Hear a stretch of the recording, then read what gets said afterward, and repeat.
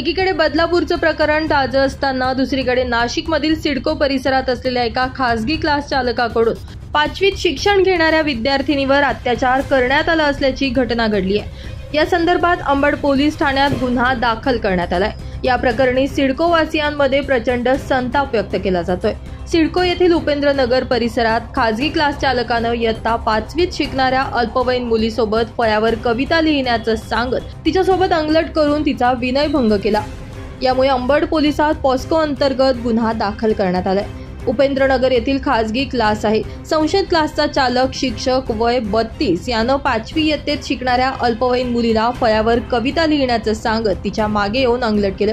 याबाबत मुलीनं तिच्या पालकांना सांगितल्यानंतर पाल्याच्या फिर्यादीहून अंबड पोलिसात पॉस्को अंतर्गत गुन्हा दाखल करण्यात आलाय। याबाबत सहाय्यक पोलीस उपनिरीक्षक सविता उंडे अधिक तपास करत आहेत।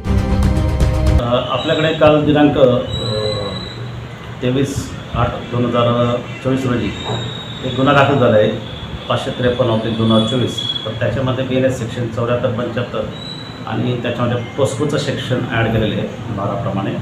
तर यामध्ये एक खाजगी क्लास चालक आहे, ज्ञानेश्वरी क्लास असतो त्याच्यानं सिडको। तर पती पत्नी दोघं नवरा बायको घरगुती क्लास चालवतात। तर त्याच्यामध्ये याच्यातला जो शिक्षक आहे कृष्णा उर्फ किरण गजानन दैबाते, तर याच्यातील बळीत मुलगी दिनांक 22/8/2024 रोजी दुपारी 3:30 ते 6 वाजता ह्या बॅचकरता गेली होती आणि घरी शिक्षक एकटे होते, बाकी मुलं चालले गेले। तर तिला त्या शिक्षकांनी सांगितलं की तू फळ्यावर पोएम लिहून दाखव आणि ती पोएम लिहित असताना त्याने पाठीमागून त्याला चुकीच्या पद्धतीने स्पर्श केला। तर आणि तिला सांगितलं घरी हा प्रकार कोणाला सांगू नको, नाही तर तुला बघून गेली।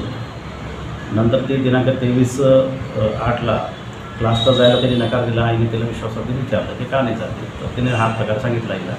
तर तत्काळ हिने 112वर कॉल केला। तर आम्ही सदर घटना कळल्यानंतर महिला उपनिरीक्षक उंडे मॅडम स्टाफ यांना तत्काळ आपण तिथं पाठवलं। मुलीला आपण विश्वासात घेतलं, समुपदेशन केलं, तिची तक्रार नोंद घेतली आणि तत्काळ आरोपीला आपण अटक केली। याच्यावर तर आरोपीला आपण पुढच्या 3 रिमांडकरता कोर्टामध्ये हजर करीत आहोत। तपास चालू आहे। सध्या महाराष्ट्रात नाशिक जिल्ह्यातही अशा अपहरणाच्या ज्या घटना घडत आहेत, काय तुम्ही पालकांना तसेच काय नागरिकांना काय आव्हान करा? याच्यामध्ये आम्ही आता सगळ्यात महत्त्वाचं क्लास चालकांना आम्ही सांगणार की तुम्ही CCTV कॅमेऱ्याचा वापर करा।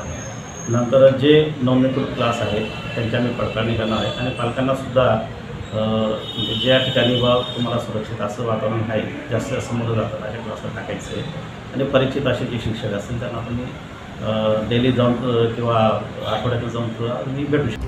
ब्युरो रिपोर्ट, नाशिक माझा न्यूज, नाशिक।